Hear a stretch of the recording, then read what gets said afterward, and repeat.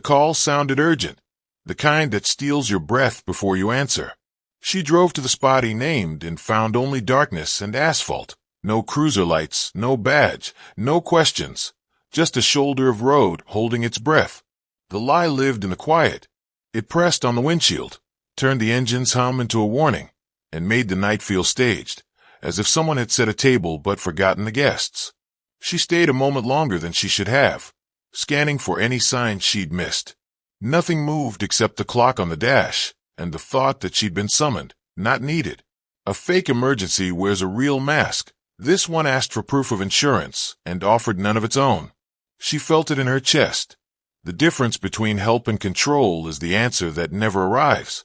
She turned the car toward home, the road unspooling in a thin ribbon of relief that didn't quite reach her hands. Beside her, the acquaintance she'd asked to ride along kept their voice low, offering the kind of small talk people use when the truth feels too sharp. They agreed, nothing there, nothing to do. Go back, lock the door, let the night pass like a bad taste. Street by street, the city grew familiar again. Apartment lights arranged themselves like constellations, and the Cumberland lot came into view, ordinary, almost comforting. She exhaled for the first time since the call, a measured breath, as if not to disturb anything that might still be lurking. They spoke in simple sentences: tomorrow, work, the kids' pickup, domestic anchors tossed into dark water. The fear didn't vanish. It simply stepped behind her shoulder, waiting to see what would happen next. The Honda Civic was already there, parked like a decision someone else had made.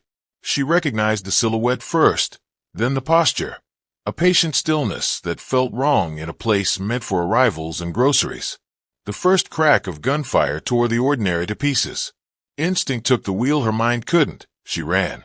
Doors that usually yielded in a single pull held fast.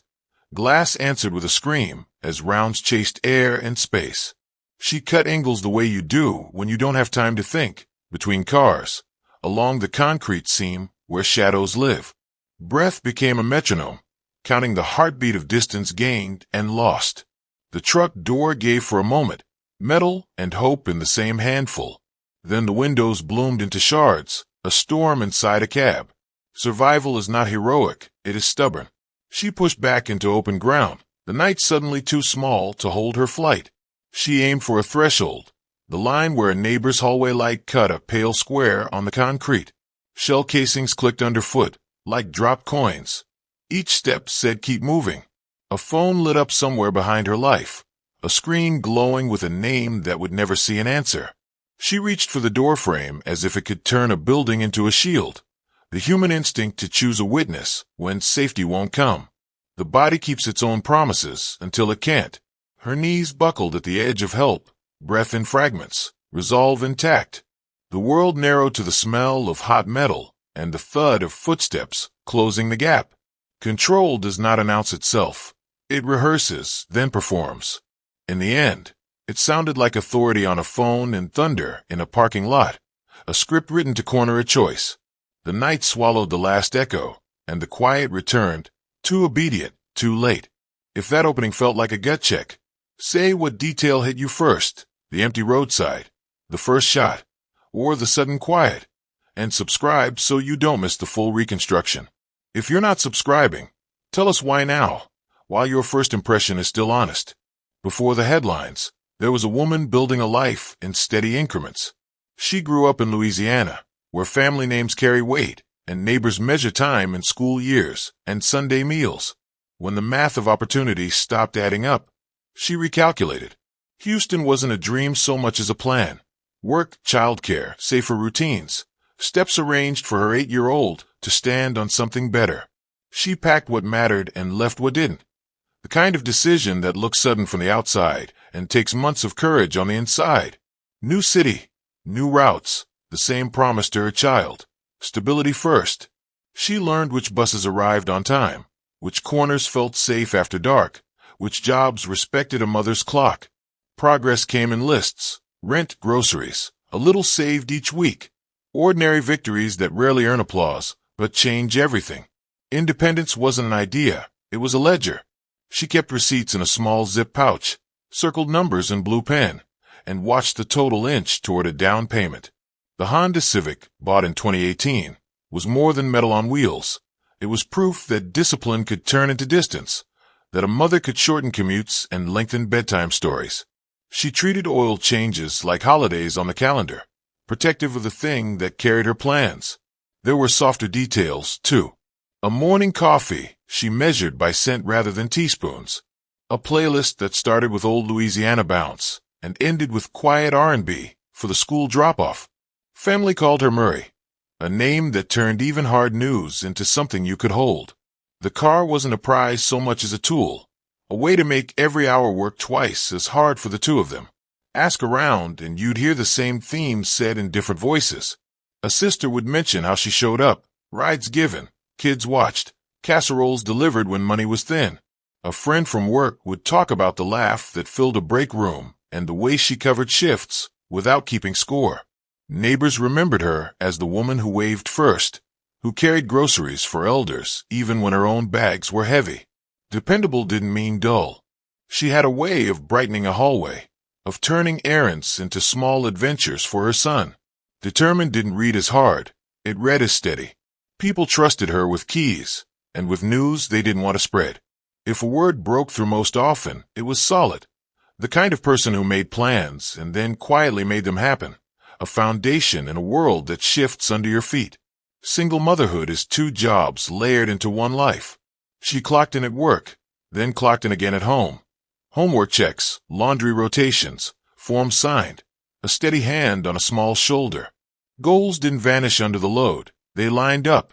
Finish the certification class, build an emergency fund, move closer to a better school. She trimmed wants to feed needs, saving not just money but margin, room for sick days, field trips, growth spurts. There were tired nights and bright mornings, and she let both be true. She taught her son that reliability is a love language, being there when you say you will. The Civic meant fewer bus transfers and safer arrivals. The budget meant birthdays covered without borrowing. The plan meant tomorrow had shape. Person first, always, a mother, a worker, a neighbor, someone who chose progress on purpose. Drop one word that describes who Mersina is to you after hearing this part. Resilient, devoted, determined. And subscribe if you believe the person should never be erased by the headline. If you won't subscribe, say why her story isn't enough to earn your follow. It started with calls labeled urgent, the kind that arrived at inconvenient hours and carried a tone that made no room for no. Need sounded like command. Drop what you're doing. Come now. Fix this. Neighbor tells me she did not know Marshana Struggs for very long, but she says she was beautiful and kind. She says the moment she heard gunshots, she feared for her friend's life. Bullet holes are found on Shawnee Drury's front door. There's one that's right here. They're all of them are right here. Her doorstop is where Marshana Struggs was shot and killed while trying to run from her boyfriend, Nicholas Finley. Drury recalls how it unfolded. His lady got pulled over, and he needed her to bring the insurance card. And so my roommate took her to go down there, and he wasn't there. So when they came back, he was sitting right here in her car, and she jumped out and had a confrontation with him, and he shot her a couple times. My boyfriend pushed me back in the house, and we just went in the bathroom, and I just had my hands over my head, and it was so loud. I thought he was coming in the house because he kept saying he was going to kill everybody in the house. He was going to kill us for helping her. Drury says Struggs fought to get away. She made it into my truck, I guess, and he shot her 4 or 5 more times over there, and then she managed to make it over here at that point, and he shot her like 8 more times. It was just so senseless, so senseless. At first she adjusted, shifting dinner 10 minutes, leaving a cart in a grocery aisle, telling herself emergencies don't wait. But the pattern didn't fade. It thickened, turning exceptions into expectations. Urgent grew flexible enough to fit anything: forgotten keys, a mood, a minor hassle dressed up as crisis. The ask arrived as if it were a test, and passing meant immediate compliance. Over time, her calendar stopped belonging to her, carved into by someone else's timing. The manipulation wasn't loud, it was consistent. You can drown quietly when the tide rises 1 inch at a time, and every inch is called love, help, or just for now. Mobility shifted next. Borrowing the Honda Civic began as courtesy and slid into assumption. Keys taken with a phrase that sounded like sharing but felt like access. The car that once expanded her world now set its perimeter, its availability negotiated on someone else's terms. Plans bent around whether the tank came back full, whether the car came back at all. Decisions moved with the vehicle. If the car was away, so was her freedom to choose errands, overtime, or a quick school pickup. She learned to ask in advance for what she already owned, softening her voice to avoid friction. That is how control behaves in daylight. It doesn't slam doors. It keeps them slightly ajar and waits for you to apologize for wanting to walk through. The route to independence narrowed by inches, mapped by a set of keys that no longer lived fully in her hand. Money talk changed its shape.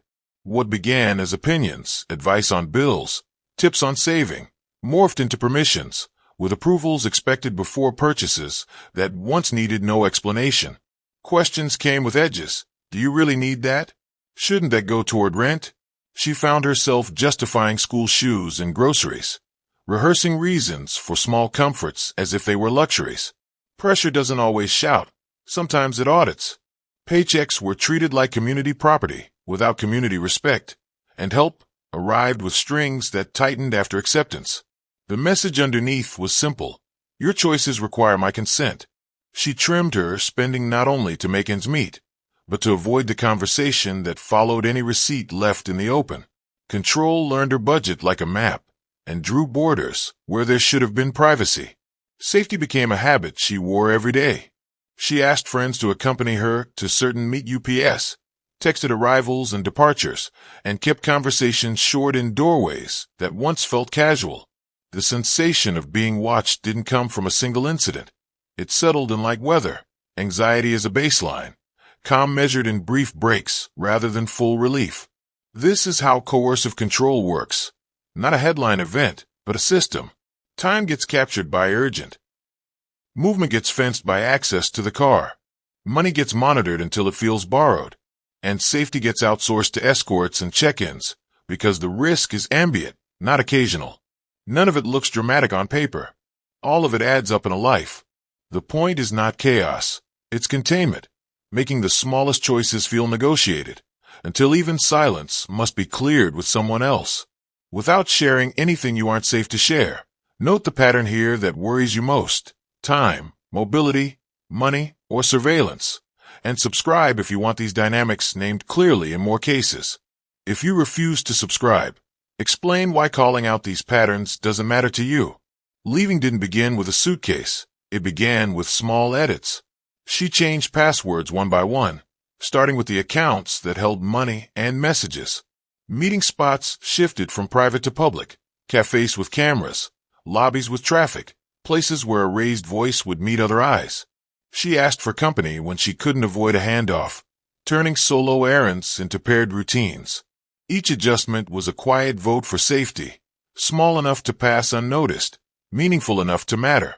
She kept her voice even, rearranged schedules, and practiced saying, "I can't do that today," like a sentence learning to stand.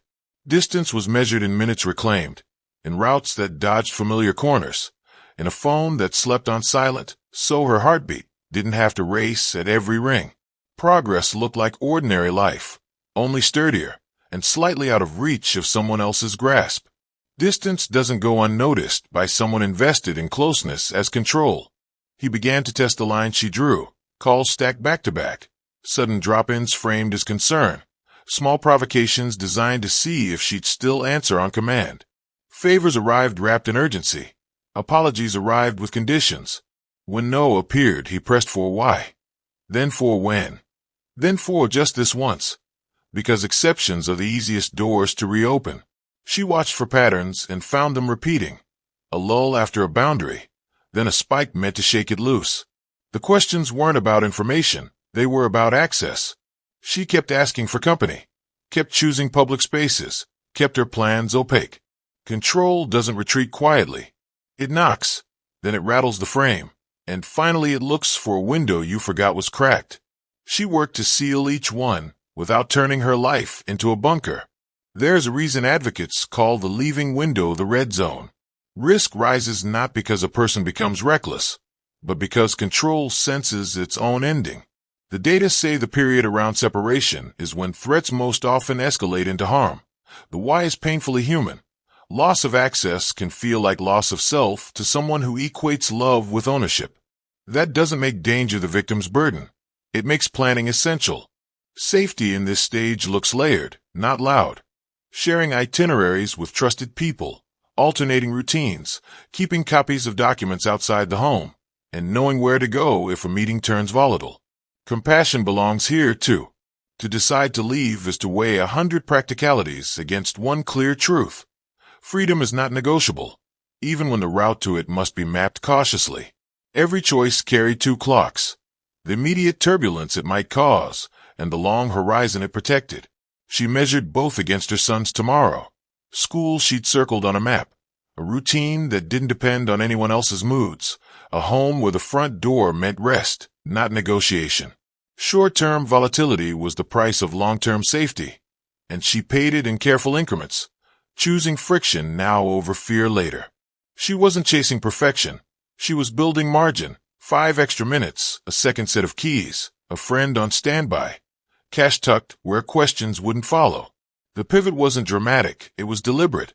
Agency returned in small deposits until it felt like hers again. That return is what control cannot tolerate, and why the path out demands both courage and a plan. Comment with the moment you recognize the danger rising, the boundaries she set, or the reaction it provoked. And subscribe if you want careful, respectful coverage of the leaving window. If not subscribing, tell the community why this work isn't worth your click.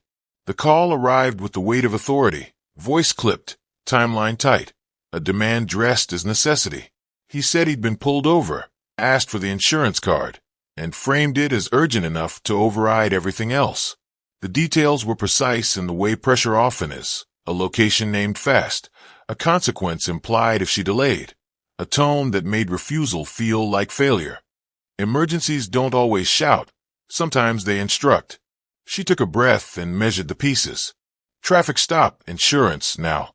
It sounded plausible because it borrowed the language of real life, the kind of hassle any driver dreads. But the clock in her head didn't match his urgency. When help is needed, it usually arrives with context. When control is speaking, it arrives with a script. She gathered the card anyway, because safety planning sometimes includes saying yes. Familiarity rang louder than the ringtone. She'd heard this structure before. The sudden problem, the narrow window, the instruction that positioned him as the center of the next hour. Past urgent calls had trained her muscles to move first and question later. Each one had been a tiny compliance test. Could he still bend her schedule, still summon her, still prove that her boundaries were theoretical? Patterns don't always announce themselves. They repeat until you name them. She named this one silently while fastening her seatbelt. She asked an acquaintance to ride along, a small safeguard that changes how a meeting unfolds. Even then, the script was working as designed. She was in motion. He was directing the scene. And the difference between crisis and choreography was a thin line only her instincts could feel. The roadside should have been busy, flashers. A cruiser angled behind a bumper. The choreography of a traffic stop. Instead, there was nothing. No lights, no officer, no car where he said it would be. The air felt staged again, like an empty set after actors go home. She and her companion sat a beat longer than comfort allows, then turned the wheel toward the apartments, dread buckling itself in beside them.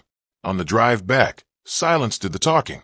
She replayed the tone, the timing, the insistence, and each detail clicked into place like a lock. This wasn't a request for help, it was a summons. Familiar streets came up fast, the entrance, the rows of cars, the illusion of ordinary life returning. Instinct sharpened, because scripts that fail in one location often wait at another. False emergencies work, because they borrow the authority of real ones. Psychologists call it manufactured urgency, compress time, limit options, demand presence, then measure obedience. The tactic isn't about solving a problem. It's about proving access. When you answer the summons, the lesson sticks. You can be reached, redirected, rehearsed. When you hesitate, the pressure escalates until the next test is harder to refuse. By the time she pulled into the lot, the playbook had run its course. The pulled-over story had done its job even without a single flashing light. The goal was never paperwork. It was proximity, closing distance on her choices. That is the quiet edge of coercion. It doesn't need chaos to work. It needs a clock, a command, and a person who still believes peace can be bought with quick compliance. What tipped you off that the pulled-over call was an instrument of control? Tone, timing, or the demand itself? Add your take, and subscribe if exposing tactics like this feels necessary. If you won't subscribe, say why documenting the playbook doesn't move you. Space 1 begins in the parking lot, where ordinary life is supposed to idle. The first shots cracked the air and made the rows of cars feel like walls.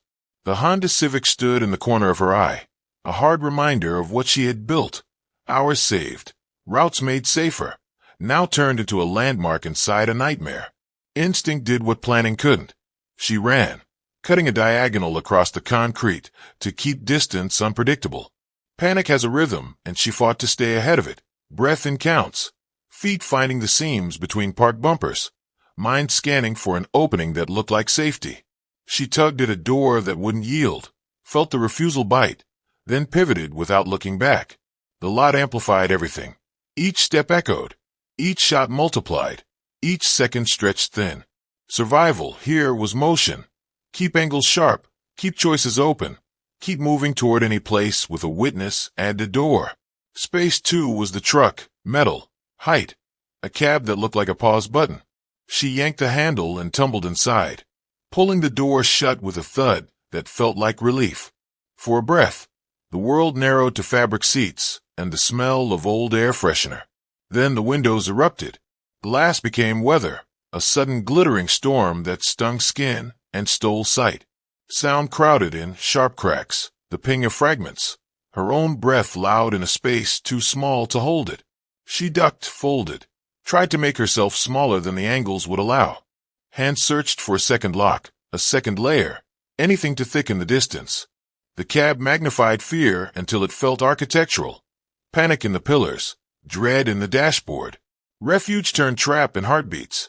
She pushed the door back open, chose open air over a glass box, and spilled back onto the lot with one purpose intact, forward. Space 3 was the threshold, a strip of concrete made sacred by a porch light. She fixed on it the way sailors fix on a lighthouse, something steady in a field of noise. The hallway ahead held neighbors and names, people who knew her smile from ordinary mornings. She angled toward that rectangle of safety, legs heavy, lungs bargaining for more air than the night could spare. The building seemed to lean forward to meet her, but distance is cruel when measured in steps. Shell casings ticked across the ground like impatient metronomes.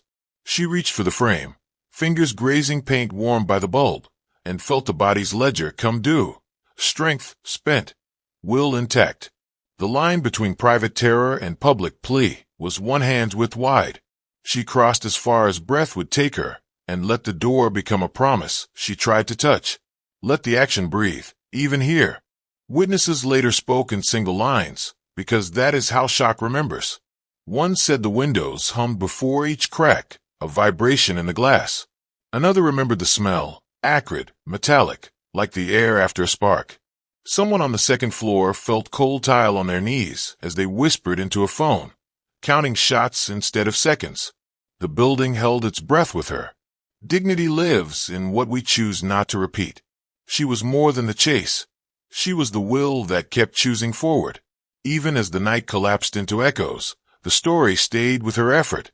The way she sought a door, a witness, a world that might intervene. When the noise finally receded, the threshold kept its quiet glow, a small square of light against a darkness that had asked too much. This is the sequence we will remember. Lot, truck, threshold, motion, attempt, reach, told carefully, without spectacle. Name the space that stuck with you, lot, truck, or threshold, and why.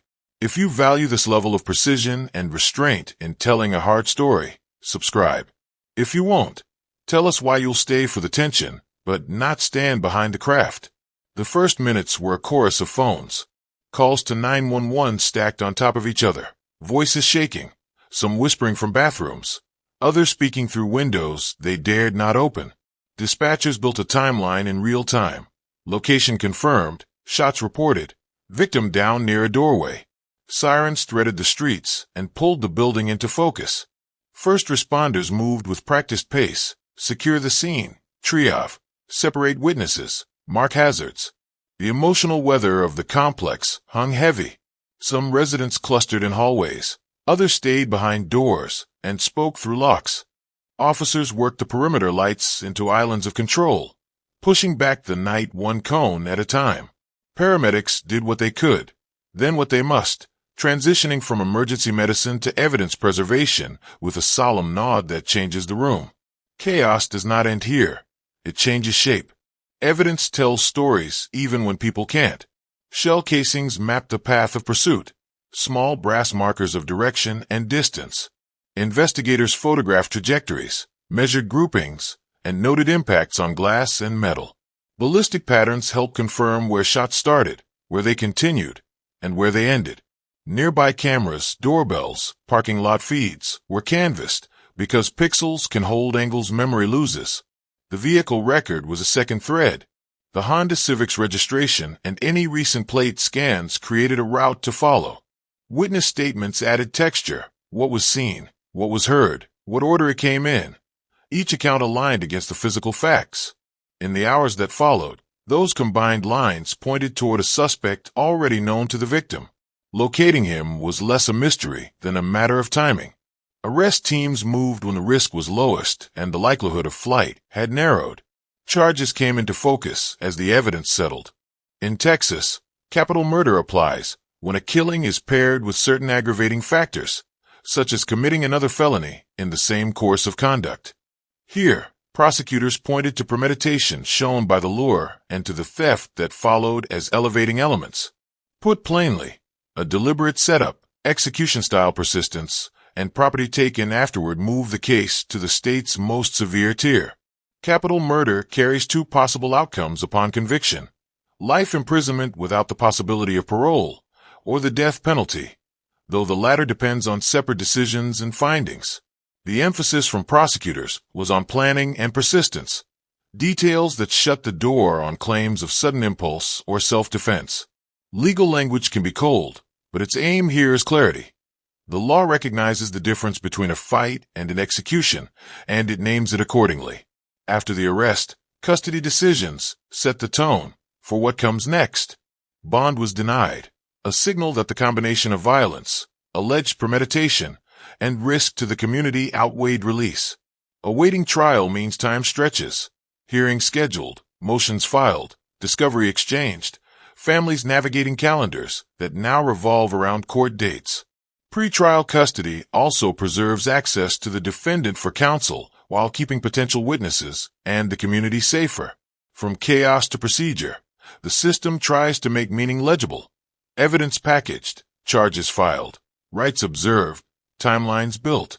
None of this undoes what happened at a threshold under a hallway light, but it does create a path the living can follow, one step, then the next, toward accountability that is public and recorded. Which step brought clarity? 911 timeline, evidence trail, or the charge explanation? Share your take and subscribe if you want outcomes explained without sensationalism. If you're not subscribing, say why accountability work doesn't earn your support. Morning does not ask permission to arrive. An alarm sounds in a room that feels too large, and a backpack waits by the door without a hand to check its zippers. The phone that used to light up with reminders, pick-up times, text when you're home, quick grocery lists, stays dark on a kitchen counter. Routine is where loss first shows its edges. Cereal poured, shoes found, a name called into a hallway that answers with silence. Adults improvise around a child's questions, offering time in place of certainty. The route to school changes, a neighbor steps in, a relative takes a day off work and calls it nothing, so it doesn't feel like everything. The small rituals that held the morning together, music on low, a gentle hurry, become a collage of careful choices. Grief enters houses quietly, through the gap where a familiar voice should be. Families build new rituals when the old ones break. They gather around photos and tell stories that keep a person three-dimensional, How she sang off-key on purpose to make a child laugh. How she counted receipts like seeds for a future garden. Meals are cooked in batches and left on porches. Someone lights a candle at the same hour each night. Strength stops meaning unshaken and starts meaning we keep going, together, even when hands tremble. There are practical tasks with sharp edges, paperwork, calls with offices, decisions about services. Each one a reminder that love must now be translated into forms. Friends rotate shifts to sit with elders, to help at bedtime, to listen when words run out. Grief is not a single event. It is a season with unpredictable weather. On better days it drizzles. On others it storms sideways, and everyone moves the chairs. Communities recalibrate after public harm. Neighbors who once measured safety by familiarity start asking different questions. Which corners are well lit? Who answers when I knock late? The parking lot becomes a map of memories, where someone hid, where someone helped, where someone froze. Myth gives way to practice. People share spare doorbell footage, trade tips on walking groups, and learn each other's names not just by wave, but by number in case of emergencies.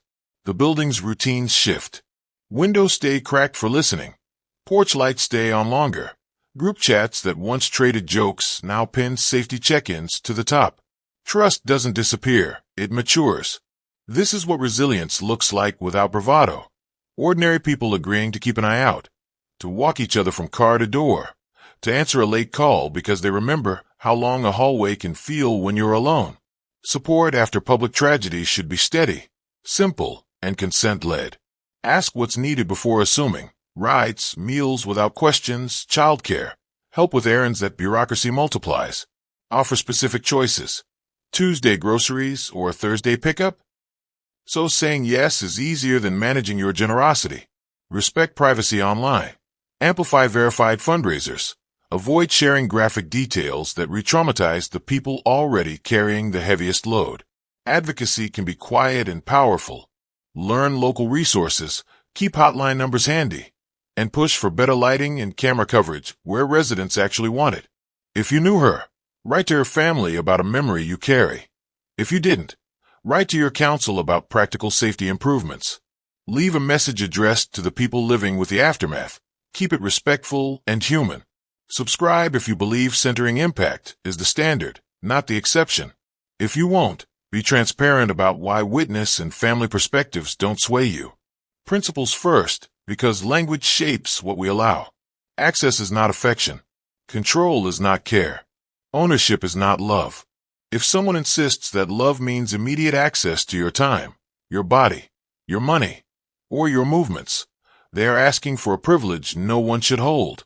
Affection listens, control instructs. Care expands your options, ownership narrows them.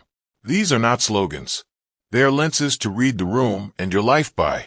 If any piece of the story feels familiar, you are not overreacting. Patterns are easier to spot from a safe distance. Inside them, they feel like weather. Document what you can, in ways that protect you.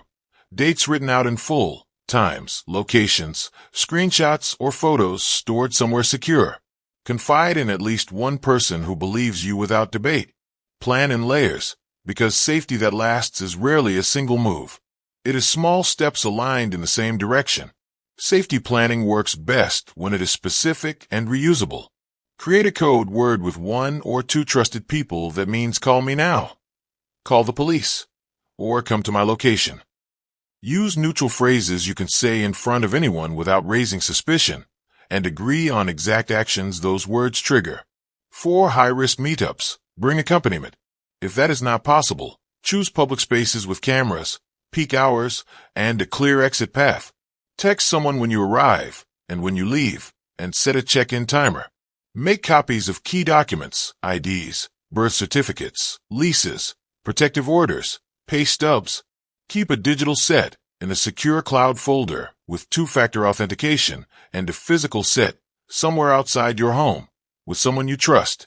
Consider device safety. Change passwords regularly. Review trusted devices lists. Disable location sharing you did not enable. Check for unknown tracking apps or Bluetooth devices. If you suspect your phone is compromised, avoid searching for shelters or advocates on that device. Workplaces can be part of your plan. Ask a manager you trust for simple adjustments. A buddy walk to the parking lot.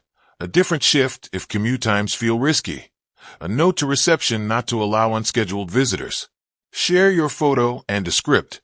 If this person arrives, please call security and me. Safety at work is not a favor. It is a reasonable accommodation when risk is real. Put it in writing, so you do not have to explain it twice.